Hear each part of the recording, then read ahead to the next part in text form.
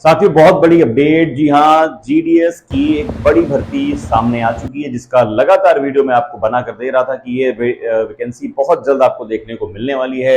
इसी जुलाई में इसके मेरे पिछले वीडियोस भी आप देख सकते हैं, नीचे आपको दिखाई देंगे।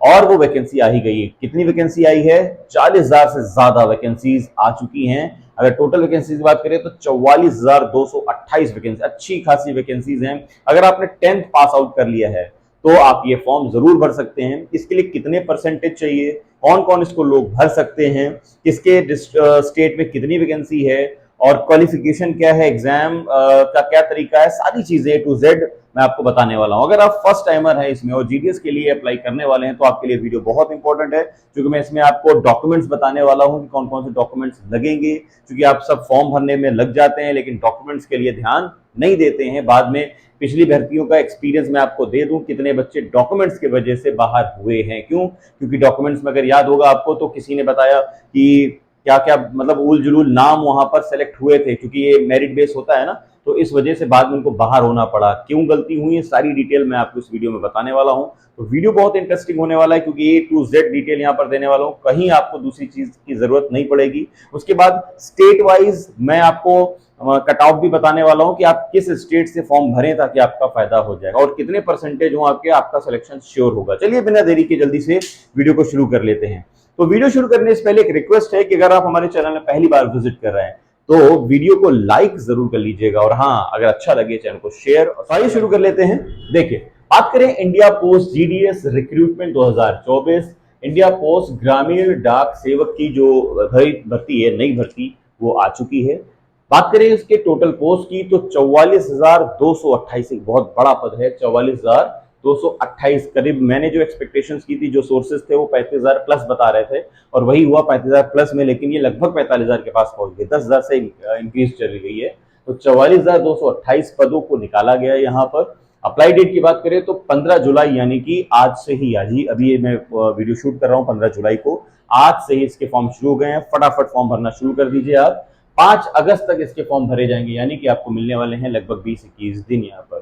फी की बात करें तो अगर आप जनरल कैटेगरी से हैं, ईडब्ल्यूएस कैटेगरी से हैं, तो आपको तो आपको यहाँ पर फी पे करनी होगी 100 रुपए। अगर आप जो है SC ST बिलोंग करते हैं तो आपको यहाँ कोई फी नहीं देनी है।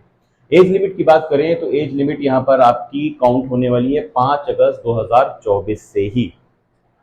एज रिलैक्सेशन की बात करें तो एज रिलैक्सेशन यहाँ पर आपको मिलने वाला है, अगर आप ओबीसी हैं तो 3 साल के लिए, और अगर आप SC ST हैं तो 5 साल के लिए आपको यहाँ पर छूट मिलने वाली है। एज की बात करें तो अगर आप मिनिमम 18 साल के हैं और आपने 10th पास कर लिया है तो फॉर्म भर सकते हैं, और अगर मैक्सिमम 40 साल हैं तो आप फॉर्म भर पाएंगे। लेकिन अगर आप ओबीसी हैं तो आपको यहाँ पर छूट मिलने वाली है 3 साल की। अगर आप SC ST से हैं तो आपको 5 साल की छूट मिलने वाली है। यानी कि अगर हम बात करें यहाँ पर ओबीसी कैटेगरी के लिए तो कितनी एज हो जाएगी, कब तक फॉर्म भर पाएंगे आप? 43 साल तक भर पाएंगे।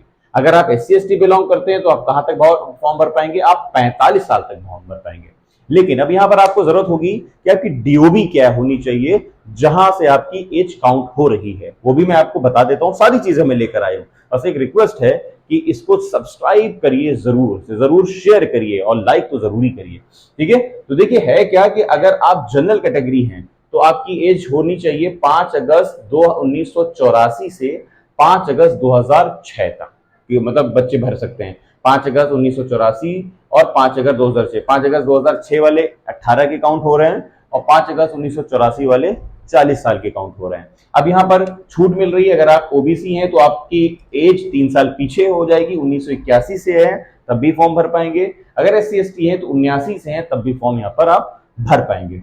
बात करें एजुकेशनल क्वालिफिकेशन की तो जैसा बार बार मैं कह रहा हूं कि अगर आपने 10th पास आउट कर लिया तो आप फॉर्म भर पाएंगे। यहाँ पर एज आपके 18 साल होनी चाहिए, ठीक है। इसके साथ 2 चीजें और बहुत जरूरी हैं, वो भी समझ लीजिए। क्या चाहिए आपको? लोकल लैंग्वेज चाहिए होगी। देखिए, लोकल लैंग्वेज लाइटली मैटर नहीं है, बहुत बड़ा मैटर है, क्योंकि देखिए पूरे भारत में अलग अलग राज्य हैं, वहां की जो लोकल लैंग्वेज है वो सबसे इंपॉर्टेंट होने वाली है, क्योंकि आपसे यहाँ पर प्रेफरेंस दी जा रही है। अगर आप सोचिए महाराष्ट्र से हैं तो आपको मराठी आती होगी, और अगर आप हरियाणा से फॉर्म भरेंगे तो हरियाणवी पूछी जाएगी, जो कि आपके बस का नहीं है, तो आप हो सकता है कि बाहर हो जाएं। तो इसलिए कोशिश ये करिएगा जिस स्टेट से हैं उस स्टेट से फॉर्म भरिएगा, या उस स्टेट से फॉर्म भरी जहाँ की लैंग्वेज आपकी होगी। मैं आपको बताता हूं आपको किस स्टेट से भरना चाहिए जहां से आप जो है ज्यादा लैंग्वेज का फायदा उठा पाए। ठीक है, तो वेट करिए, एंड में बताता हूं आपको।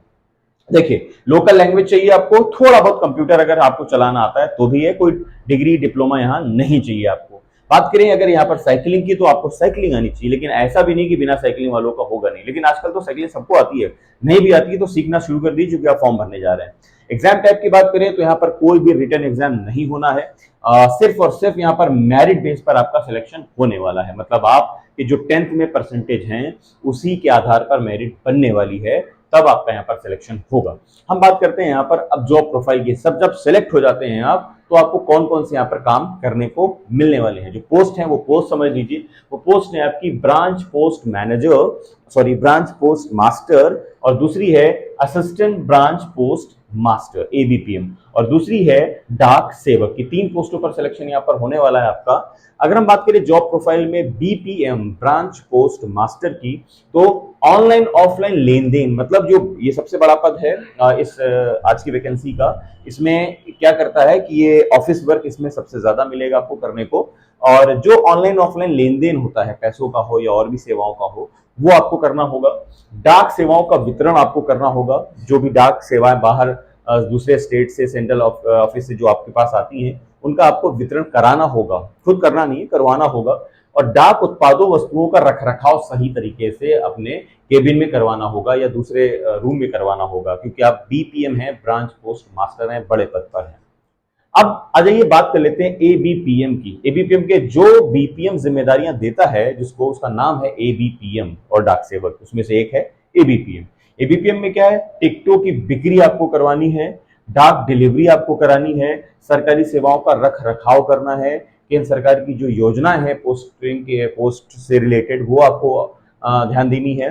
और डाक सेवक की अगर हम बात कर ले यहाँ पर, तो डाक सेवक का काम क्या, स्टैंप की बिक्री कराना है, डाक डिलीवरी करानी है, और रेलवे मेल सर्विस में जो छटाई होती है मेल्स की, पोस्ट की, उसका काम आपको यहाँ पर करना होता है।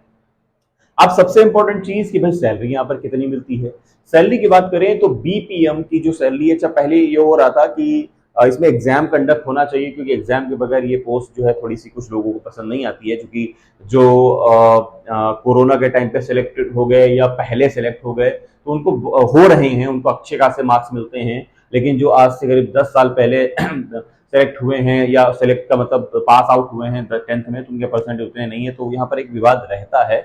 तो इस बार ये उम्मीद थी कि शायद लोगों को इस बार शायद एग्जाम होना होगा, लेकिन ऐसा हुआ नहीं है। सैलरी बढ़ाने के लिए थोड़ा सा आंदोलन हुए थे, लेकिन उसमें भी सैलरी बढ़ी नहीं है, वही पुरानी सैलरी है। 12,000 से लेकर 24,000 के बीच में आपको सैलरी इन हैंड मिलती है। यहाँ पर एबीपीएम की बात करें तो 10,000 से लेकर 22,000 के आसपास यहाँ पर सैलरी आपकी बनती है।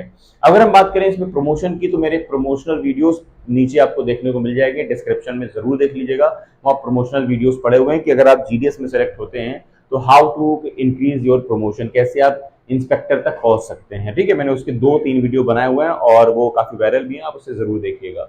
ड्यूटी टाइम की हम बात कर रहे हैं तो यहाँ पर आपको ड्यूटी टाइम 6 से 8 घंटा, कभी कभी कुछ जो है कम टाइमिंग में भी आपका काम हो जाता है। जब वहां आप ग्रामीण डाक सेवक का काम करते हैं तो वहां पर आप खुद समझ जाएंगे कितनी जल्दी आपको काम अपना समेट लेना है। द मोस्ट इंपॉर्टेंट चीज कि भाई डॉक्यूमेंट कौन कौन से चाहिए होंगे, क्योंकि डॉक्यूमेंट्स अगर गड़बड़ हुए तो बाद में, चूंकि यही डॉक्यूमेंट्स दिखाना है, क्योंकि रिटर्न तो एग्जाम है नहीं, इन डॉक्यूमेंट्स का बहुत रोल है आपके लिए। देखिए क्या क्या है कि भाई जो 10th मार्कशीट आप फॉर्म के समय क्लिक करने वाले हैं, वो मार्कशीट आपकी ओरिजिनल होनी चाहिए, क्योंकि पिछली बार हुआ था कि लोगों ने पता नहीं कैसी कैसी मार्कशीट लगा दी, एक्स नाम का और पता नहीं काजोल नाम की, अलग अलग एक्ट्रेस के नाम की, एक्टर के नाम की मार्कशीट लगी हुई थी, जिससे क्या हुआ तो मेरिट बढ़ गई थी। ठीक है, बाद में इससे जो शॉर्टलिस्ट किया गया तो बाद में सिलेक्शन और हुए थे। तो आप अपनी मार्कशीट दुरुस्त कर लें, अगर जो लगाएं वही लगाएं।